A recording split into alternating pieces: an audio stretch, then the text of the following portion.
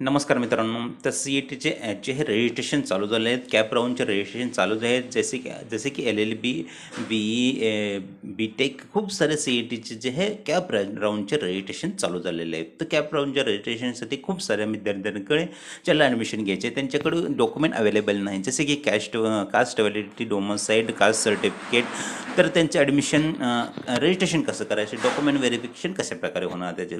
तर video important आहे, video सर्वांना शेअर करा मित्रांनो. जर तुमच्याकडे कास्ट व्हॅलिडिटी नसेल तर कास्ट व्हॅलिडिटी पहिल्यांदा तुम्ही अप्लाय करा. त्या अप्लाय केल्यानंतर तुम्हाला जे प्रिंट येणार आहेत त्या प्रिंट आपण अपलोड करू शकता, व्हेरिफिकेशन होऊन जाईल तुमचं. डोमसाईलसाठी पण तुम्ही जी प्रिंट भेटते तुम्हाला ॲप्लिकेशन केल्यानंतर ती प्रिंट तुम्ही अपलोड करू शकता, त्याने तुमचं व्हेरिफिकेशन होऊन जाईल. कास्ट सर्टिफिकेटसाठी पण जी प्रिंट भेटते त्याने तुमचं व्हेरिफिकेशन होऊन जाईल. तर रजिस्ट्रेशन करून ठेवा. जे प्रिंट भेटतात ॲप्लिकेशन केल्यानंतर सर्टिफिकेट भेटण्याआधी त्या प्रिंट तुम्ही अपलोड करा, रजिस्ट्रेशन